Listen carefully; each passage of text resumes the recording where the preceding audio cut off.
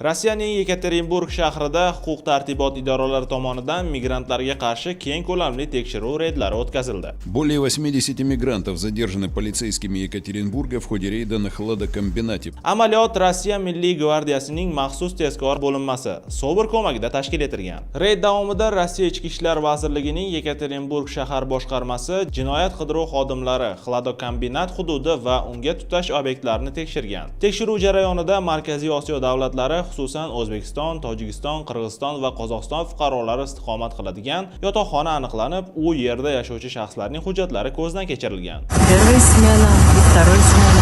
А по национальности кто? Узбеки. Вы говорили, узбеки в дневную работают или в ночную? Первый цех таджики работает, во втором цехе. Оба цеха здесь, да?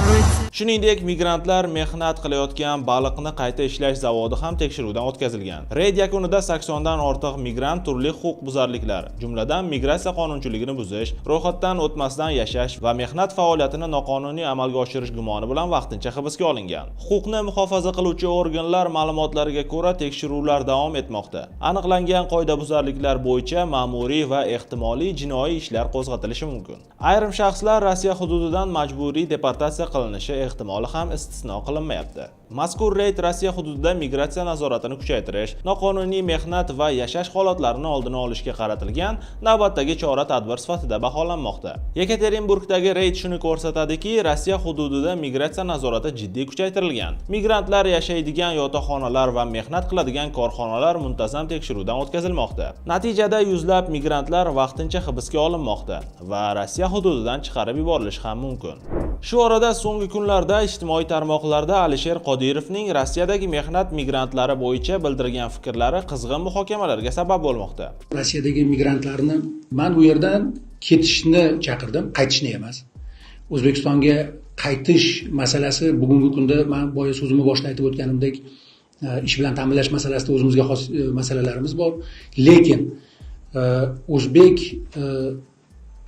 fuqarosi, o'zbek ishchisi shunaqa mehnatkash, intizomli va tartibli ishchiki, bugun mana sobiq Sovet o'lkalari bo'lsin, Sharqiy Yevropa davlatlari bo'lsin, hatto mana Skandinaviya davlatlari bo'lsin, arab davlatlari bo'lsin, o'zbek mehnat kuchiga zarurat bor ekanligini ta'kidlab o'tishyapti.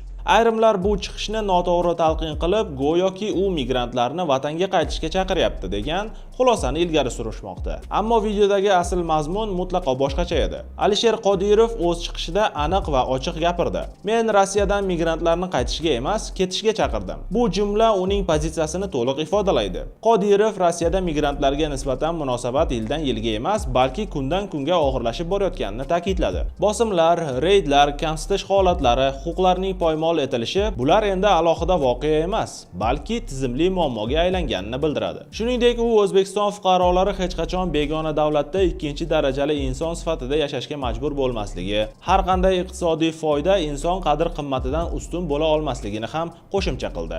Birinchi o'rinda albatta davlat orqasida turadi har biri, lekin birinchi o'rinda o'zini g'ururi, o'zini qadri bilan unga nisbatan kamsitish munosabati bo'layotgan joyda ishlamasligi kerak. Ammo bu chaqiriq Rossiyaga qarshi qaratilmaganini alohida urg'uladi. Gap siyosiy qarama-qarshilikda emas, balki o'z fuqarolarining xavfsizligi va kelajagi haqida qayg'urishida ekanligini ta'kidladi. Agar bir davlatda migrant doimiy bosim, tahqir va huquqiy nohaqlikda yashayotgan bo'lsa, bu holatga ko'z yumib bo'lmaydi. Rossiyada o'zinglarni kamsitirib qo'ymaydi. Ketinglar u yerdan.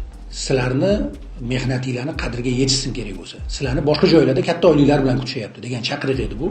O'zbekiston endi faqat bitta yo'nalishga qaram bo'lib qolmasligi, mehnat migratsiyasida muqobil va xavfsiz davlatlar tomon yo'nalish kerak. Yevropa va boshqa yuqori daromadli davlatlar bilan ochilayotgan imkoniyatlar aynan shu maqsadga xizmat qiladi. Xulosa qilib aytganda, Alisher Qodirovning bayonoti oddiy chaqiriq emas, balki bu mehnat migratsiyasiga bo'lgan yondashuvni o'zgartirish haqidagi siyosiy signaldir. U migrantlarni qo'rquv bilan emas, emas, ongli tanlov bilan mehnatni qadrlanadigan joyni tanlashga undamoqda.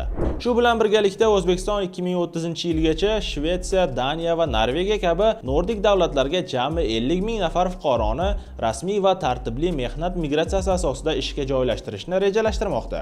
Bu haqda ikki tomonlama hukumatlararo kelishuvlar doirasida Shavkat Mirziyoyev ma'lum qildi. Ilgari fuqarolarimiz asosan 2-3 ta davlatga borib ishlagan bo'lsa, hozir tashkiliy migratsiya asosida 30 dan ortiq davlatda mehnat qilyapti. Bugungi kunda Shvetsiya, Daniya va Norvegiyada 300 ming ishchilarga ehtiyoj bor. Norvegiyalik ish beruvchilar bu yilning o'zida 3 ming fuqaroni o'zlari o'qitib, ularga Yevropa standartlari asosida sertifikat berib, kamida 2,5-3 ming yevrolik ish berishga tayyor deyapti. Yoki Shvetsiya grant ajratib, ijtimoiy xodimlarni tayyorlash va bu yilning o'zida 500 nafarni ishga olishga taklif beryapti. Musayev Nurimbetov 1-aprelgacha Shvetsiya, Daniya, Norvegiya bilan kelishuvga erishib, bu yil 5 ming, kelasi yil kamida 10 ming odamni yuqori daromadli ish o'rinlariga yuborsin. Umuman Nordik davlatlar Shvetsiya, Norvegiya, Daniya, Finlandiya, Islandiya tashqi mehnat migratsiyasida biz uchun yangi yo'nalish va kamida 500 million yevrolik mehnat bozori bo'ladi. Shu bois Musayev Shvetsiya va Latviyadagi elchilar Nurimbetov, Rahmonov bir oy muddatda dastur ishlab chiqib 2030-yilgacha 50 ming aholini Nordik davlatlarga ishga yuborish bo'yicha mas'uliyat oladi. Endilikda kelishuvlarga muvofiq 2026-yilda 5 ming nafar, 2027-yildan boshlab esa har yili kamida 10 ming nafar O'zbekiston fuqarosi yuqori daromadli va malakali ish o'rinlariga yo'naltiriladi. Mazkur davlatlarda taklif etilayotgan ish o'rinlarida oylik maosh o'rtacha 4 ming 5 ming AQSh dollarini tashkil etadi. Loyihaning asosiy maqsadi O'zbekiston fuqarolarini xavfsiz, qonuniy va barqaror mehnat bilan ta'minlash, ularning kasbiy malakasini oshirish hamda xalqaro mehnat bozorida raqobatbardosh kadrlar tayyorlashdan iborat. Shuningdek, ishga yuboriladigan fuqarolar oldindan til, kasb va mehnat qonunchiligi bo'yicha tayyorgarlikdan o'tkaziladi. Ularning huquq va manfaatlari qabul qiluvchi davlatlar tomonidan kafolatlanadi. Ijtimoiy sug'urta, yashash joyi va mehnat sharoitlari ham rasmiy shartnomalar asosida hal etiladi. Mazkur tashabbus O'zbekistonning mehnat migratsiyasini tizimli yo'lga qo'yish, noqonuniy ishlash holatlarini kamaytirish hamda fuqarolarning daromadini oshirishga qaratilgan muhim qadam sifatida baholanmoqda. Xulosa qilib aytganda, O'zbekiston ilk bor fuqarolarni past maoshli emas, balki yuqori daromadli, rivojlangan davlatlarga reja asosida ishga yuborish bosqichiga chiqmoqda. Albatta, siz ushbu bo'layotgan ishlar bo'yicha qanday fikrdasiz? O'z fikrlaringizni izohlarda yozib qoldiring. Sizlarga yetkazmoqchi bo'lgan xabar va lavhalarimiz shulardan iborat edi. Uzbom TV kanaliga obuna bo'ling, videorolik ostiga like bosing va bizni kuzatishda davom eting. Kunning muhim va dolzarb yangiliklari bilan Davronbek Tursunboyev bo'ldi. Xayr, salomat bo'ling.